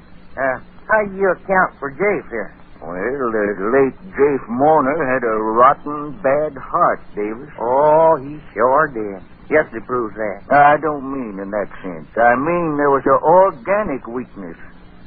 A curious thing, though, there was no swelling anywhere. Well, there's them 2 marks on his thumb. Them snake gashes like some I've seen. Now, that explains how... What's... Hey, it's City Morning. He's in the cab. Old kid, come on, Doc. He's probably shot somebody. I shot at it, but I didn't hit it. He's going to get me like he got my ball. Come on, Doc, come on. He said he shot at something in the cabin. I don't see anything. Oh, Finney's had enough happen to him yesterday and today to upset even a bright boy. So we can... Oh, there it is. What? That cottonmouth up there in the hole of that log. Oh, that. The snake doctor told me about that varmint. Look at him closer, David. Oh, no, sir, ain't nothing. Go ahead. It's just a stuffed snake. Stuff? Yes. Snake doctor believes in precautions. Because that hole's where he hides his money.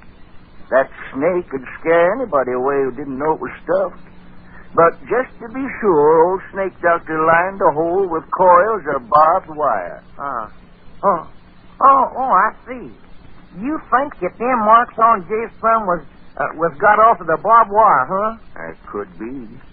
A lot stronger hearts than Jafe Mourner's would have stopped beating at a scare like that. Well, I'll be sweet. Old snake doctor's a cute name.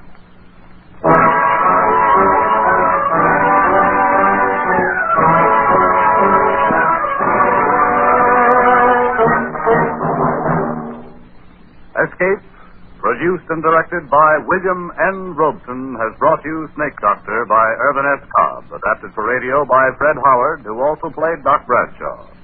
With Bill Conrad as Jace, Paul Frees as Finney, Ruth Parrott as Kizzy. Barton Yarborough played Davis, Louis Van Ruten played Snake Doctor and Tip Bailey. The original musical score was conceived and conducted by Cy Pure. Next week, you are alone in a remote old world village inhabited by cat people, and you are desired by a beautiful cat girl who wants your soul.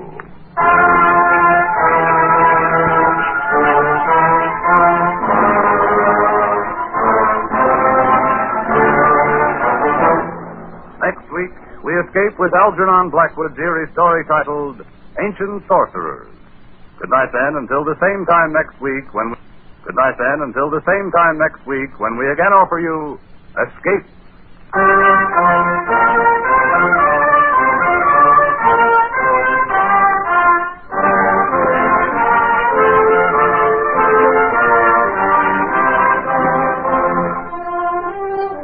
Kellogg's Pep, the build-up wheat cereal, invites you to rocket into the future with Corbet. Hey, Cadet! Stand by to raise ship. Blast off -5, 4, 3, 2, 1, 0! Soaring rockets blast off to distant planets and far-flung stars. We take you to the age of the conquest of space with Corbet. Hey, Cadet!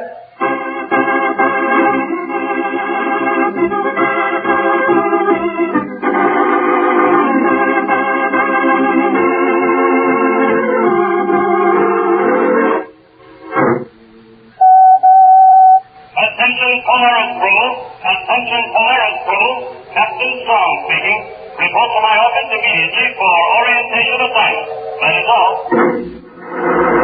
As their skipper's voice crackles over the dormitory intercom at Space Academy, Cadets Tom Corbett and Roger Manning race out of their quarters and jump on the slide walk which will carry them to the Academy Administration Building. This is the moment they have been waiting for. Special training duty on one of the many Solar Guard space stations.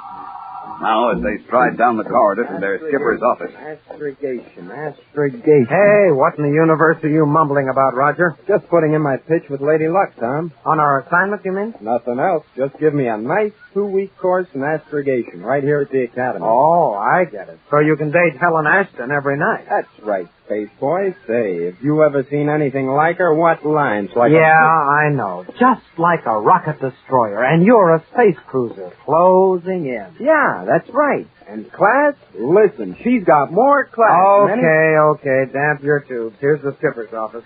Spaceman's luck, Roger. Spaceman's luck, Tom. Well, go ahead. Open the door. Hey, there's someone with the skipper. Uh-oh. Sorry, Captain Strong. I didn't know you were busy. That's all right, Corbett. Just wait there. Be with you in a second. Yes, sir. Hey, who's the character with the skipper? I'd hate to meet him on a dark night. Quiet, Roger. All right, Lord. I've studied all the reports. Do you have anything to add to them? Oh, I just wanted to explain a couple of things, Captain. There is nothing to explain, Loring. Your flights have interfered with normal spaceplane operations. And we've had to send patrol ships to haul your freighters out of trouble 6 times in the last month. All because you won't follow regulations. I've only got a small freight business, Captain. 2 ships, that's all. I got to cut corners to compete with the big outfit. You don't cut corners out in space, Loring. So until you learn that, your company is grounded. What? You can't do that. Oh, yes, I can. Your charter to Venus is revoked for a minimum of 6 months. Maybe that will give you enough time to study the regulations. Now, look here, Strong. Who do you think you are? I'll show you who I am if you don't get out of this office right now and get that cramped ship of yours off our spaceport. Well, Mr. Big, eh? Okay, hotshot, you win. But we'll just see if you can keep me grounded. Boy, you really blasted him, Skipper. And I meant to, Manning. Space travel is dangerous enough without shoestring operators like Loring adding to our worries. Well, what did he do, Skipper? Oh, take a couple of hours to list all the complaints. Right now, I want to give you your assignment. That's what I've been waiting for. Now, boys, as you know, each cadet unit is sent to a particular Solar Guard station for on-the-spot training, giving you practical experience in what you've been taught in class. The Polaris unit is assigned to a 2-week tour of duty on Venus Space Station. Oh, no. Anything wrong, Manning? Oh, no, sir, but how about Astro? What about him? Well, he's left the unit for special duty. I guess that means we don't have to go to the space station until he returns, do we? Cadet Astro will join your unit on the station. Any more questions? No, sir. All right. Now return to your quarters and get your gear together. We blast off at 1800 hours. Say, speaking of blast off, look at that old space freighter going up. Loring's still up to his old tricks. He didn't need that much acceleration, and he knew it. Well, you don't have to worry about him, sir. Not after grounding him for 6 months. Well, I hope not. That he's a sharp operator. It's better to keep an eye on him than be sorry.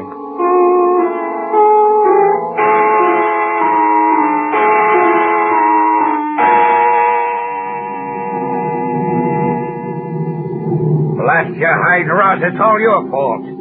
You hadn't run that extra pipe from Venus against orders, you wouldn't have made that forced landing. And on the Academy spaceport, of all places, right in the lap of the solar guard. Well, you want me to get the cargo through, don't you? Yeah, but I didn't want you to act like a hotshot. Now they've revoked my charter for 6 months. Who gets the franchise they took away from you? Oh, probably the Venusport Space Freight Company. Why? Small outfit, ain't it? With only 4 ships? Yeah, that's right. But they're brand new. Suppose those ships run into trouble. More than there was on yours. A lot of accidents, for instance. Accidents, eh? What kind of accidents? What do you care?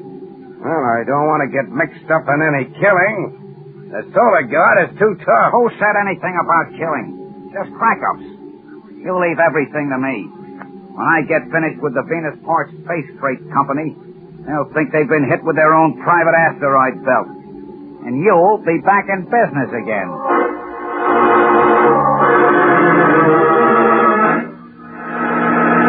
We'll return to the exciting adventures of Tom Corbett, Space Cadet, in just a moment. So stand by. Say, all you space cadets, how'd you like to be in that rocket ship blasting off into space? Well, that's only one of the thrilling adventures to come in the future. Now, you've heard people say that the future belongs to those who prepare for it. Well, the smart thing for you to do is to start preparing right now. Kellogg's Pep is one of the good foods that helps you to do just that.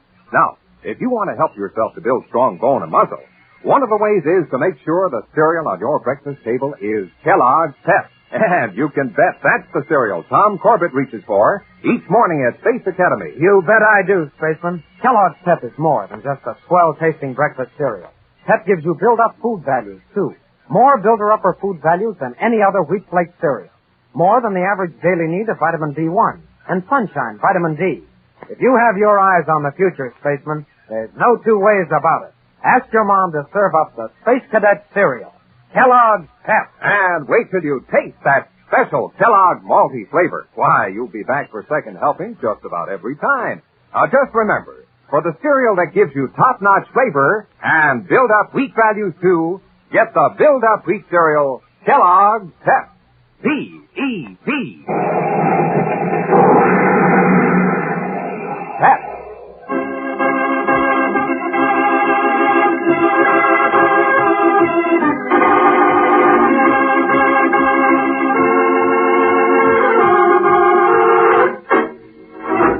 Drifting in a steady orbit around its mother planet, the Venus space station looks like a huge metal ball studded with gaping holes, the airlocks, which serve as landing ports for rocket ships. Now, after several days of indoctrination, we find Tom Corbett and Roger Manning on duty at their respective stations. Space Freighter Jenny Allen from Venus Space Station. Your approach course is 197, corrected. Reduce speed to minimum thrust and approach spaceport landing deck 3. End transmission. Working hard, Space Boy? Well, Roger, what are you doing here? There's nothing to do up on the radar deck. Besides, I have the emergency alarm on. Brother, of all the crummy places to be stuck. Could be worse. Nothing could be worse. Hell and Ashton on Earth and me on a space station. Well, we're doing an important job, Roger, and doing it well, or Captain Strong wouldn't leave us alone so much. Yeah, he's too busy worrying about those accidents on the Venusport freight ship. Now, if I only had a teleceiver... What do you need a teleceiver for? To give me some company. Say, I wonder if I change the frequency... What frequency? Space Boy, I'm beginning to get a rocket-blasting idea. See you later. Hey, Roger, wait a minute. Roger! Oh, great.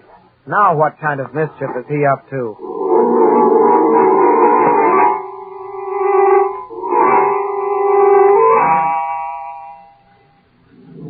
I told you, Loring, I can't get near the Elizabeth Chester.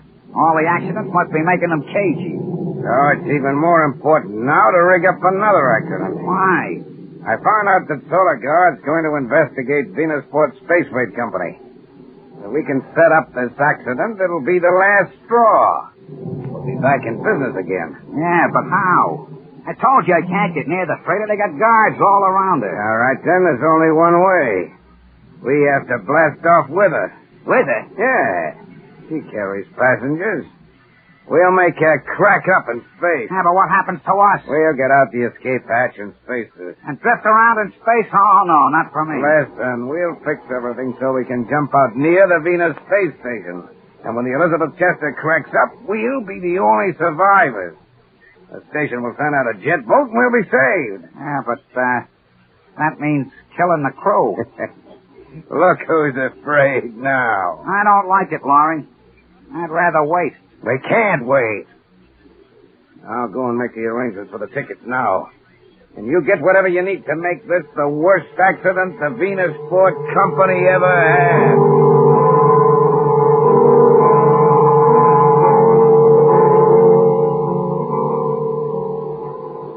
Jetliner San Francisco from Venus Space Station. You are cleared on Space Lane J, Level 2. Make standard check for approach orbit to Earth's destination. End transmission. Good morning, Tom. Oh, good morning, Captain Strong. Message to you from Solar Guard headquarters on Earth. Thanks. It's about those accidents on the Venusport Freight Company's ships. There's going to be an investigation. I should think there would be. They've had 4 accidents in the last week. Worse record than Loring's company. That's strange, though, that this outfit has mule ships. Oh, well, that's space travel for you. Never can tell what'll happen. Oh, by the way, isn't Manning on radar watch? Why, yes, sir. Well, it's 8:47. Why hasn't he made his standard quarter-hour check? Well, he may be plotting some space junk, sir. Well, he's still supposed to report. Yes, sir. I think I'd better go up there and find out if anything's wrong. Well, I'm sure everything's okay, sir. Oh, you are, eh? Well, knowing Manning as I do, I'm not. Pull in your horns, Roger. There's a space storm coming your way.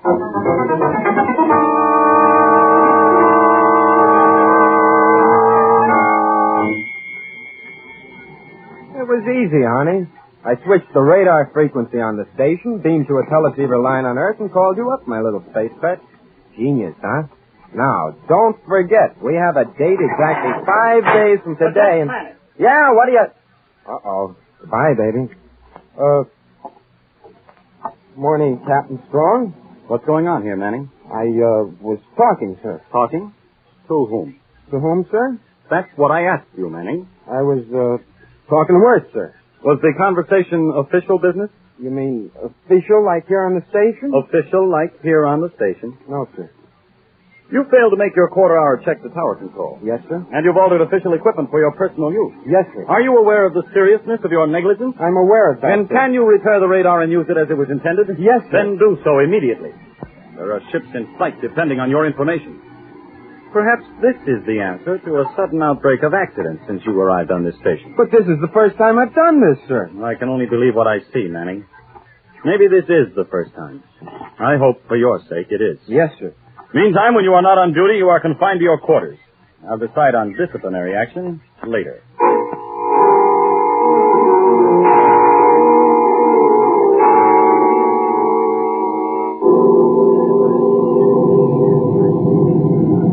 All right, come on, Ross. Hurry up and get that spacesuit on. Take it easy, Loring. We got plenty of time. No, we haven't. Control deck is already in contact with the space station. Okay. Okay, help me get this over my shoulder. Okay, I got it now. All right, we better put on our space helmets now. Might not get a chance later. Yeah, you're right. You all set? All set. Better check the companionway. Make sure it's clear. Some of the crew might think it's kind of funny for us to be walking around in spacesuits. Hold it. It's all clear. Come on. Yeah, sure you know what to do, Loring. Yeah. I smashed the hydraulic system leading to the steering vane. Right. As soon as you finish the job, I cut the radar and communication cables. Lucky for us, we can reach the cables and the system lines near the control deck hatch. Easy now. There's the hatch. Got your tools ready? Yeah. I'll open the access plate. Come on, hurry up, Ross. In 10 minutes, I want this ship to be space-guard.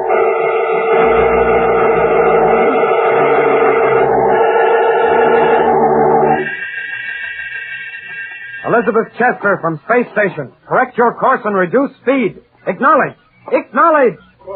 Corbett, what's wrong? It's that space freighter, the Elizabeth Chester. She isn't decelerating fast enough and hasn't corrected course for the airlock approach. I can't seem to raise her. Well, isn't she following the radar beam in? No, sir. 6 degrees off. Well, keep trying to raise her. I'll go up to the radar deck and see what's wrong. You'd better, sir. Another minute on this heading and she'll plow right into us.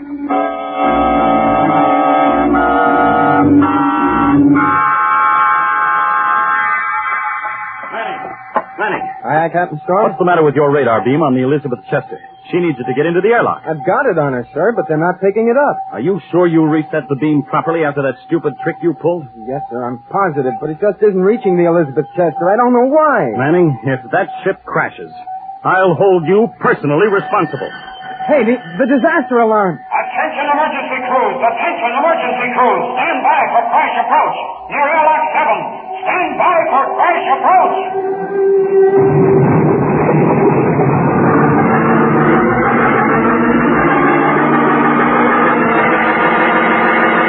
We'll return to the exciting adventures of Tom Corbett, Space Cadet, in just a moment, so stand by. Here's the latest word about the sensational new prize you get in every package of Kellogg's Pep. It's called a Magic Eye. The Magic Eye is a bright, shining plastic disc with a picture mounted in the center. But wait! Here's the big news. You can jiggle the Magic Eye, and the picture actually starts moving in exciting action. Yes, Spaceman, the word is going around. The Magic Moving Picture Eye is the terrific new prize that you get free at no extra cost in every package of Kellogg's Pep. You just get a package of better than ever Kellogg's Pep. Open it up, and there's your Magic Eye. Nothing to mail in and no waiting. And can you have fun with these Magic Eyes? With one, you'll see a giant locomotive thundering down the track. Another Magic Eye shows a Douglas jet plane streaking through the clouds. And besides, you can see Paramount star Bob Hope swinging a bat. Tennis star Bobby Riggs showing his famous backhand. Yes, you can get as many as 16 different Magic Eyes, each one crammed with exciting action. Start your collection today. Get a package of Kellogg's Pep from your neighborhood grocers. Open it up, and while you're enjoying the best-tasting wheat cereal ever, you'll be having fun with a Magic Eye that comes right on the package. Don't wait. Start your Magic Eye collection now. Get the Build-Up Wheat Cereal. Kellogg's Pep. P-E-P. Pep.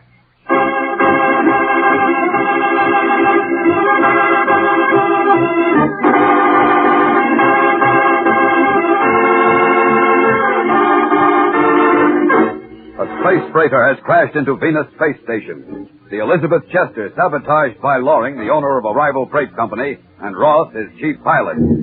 Now, an hour later, Tom and Roger wait anxiously for Captain Strong. Oh, sit down, Roger. Everything will be okay. Nothing will make all those guys in the crew okay, Tom. I'm nothing but a space-happy bum. Now they'll probably kick me out of the academy. Roger, are you sure that beam was working? Tell you, Tom, I had the Chester smack on the button. I checked it 4 times. I know that beam was okay. Well, there's one way to find out, Manning. Captain Strong. Do you have any suggestions, sir? We'll try anything. I know that beam was okay, sir. Manning, you still face a serious charge for changing a frequency scale, but I don't think you would deliberately lie, so here's what I want you to do.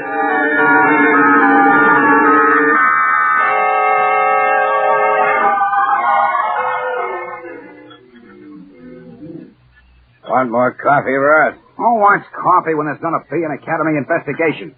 Suppose they find out that we cut the radar cable. Relax, will you? Strong doesn't suspect a thing. Besides, he has the cadet under arrest. You don't know these guys in Space Academy.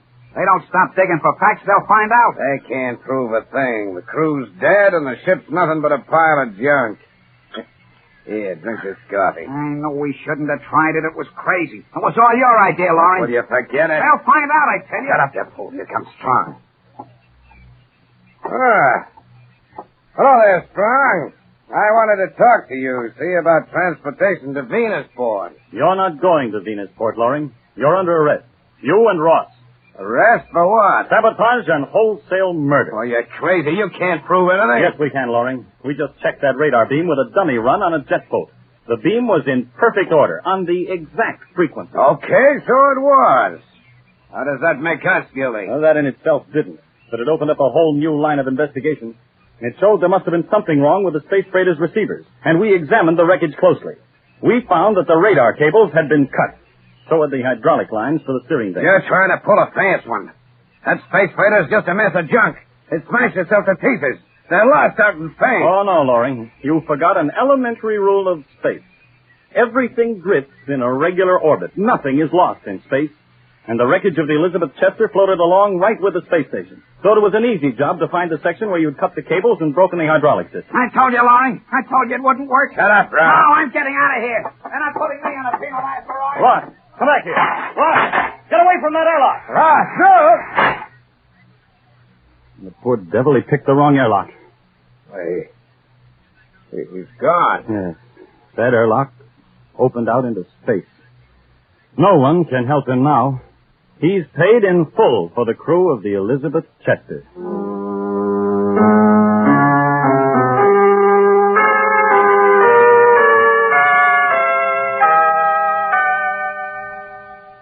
Well, boys, Loring made a full confession, and I'm taking him back to Earth for trial. But Manning, so help me, if you get into any more trouble... I promise, Captain Strong, from here on in, I'm strictly an earthworm. Skipper, suppose Ross hadn't run for it. There wouldn't have been any proof at all. No, there wouldn't. But it was the one thing I counted on most. Ross was an old Space Academy cadet, a few years before me. Oh, he didn't graduate, but he knew how thorough the Academy is in its investigations and what it means to accuse a cadet of a crime.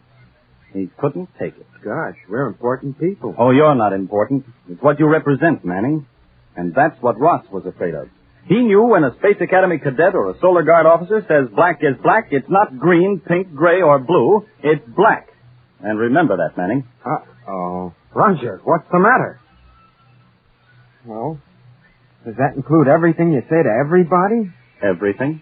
Oh, no. What's the matter, Manning? Well, you look sick. With all the promises he's made to about 24 girls, I guess he should look sick.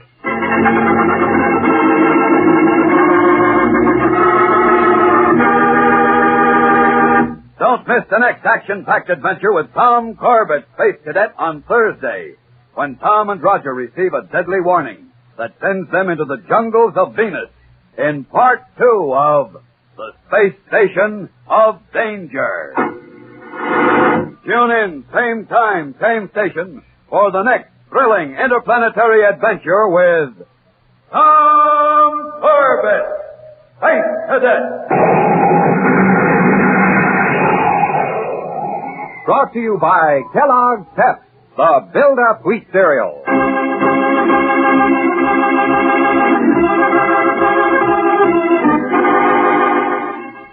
Tom Corbett, Space Cadet, starring Frankie Thomas, can also be seen on television and appears in the comic sections of many of America's leading newspapers.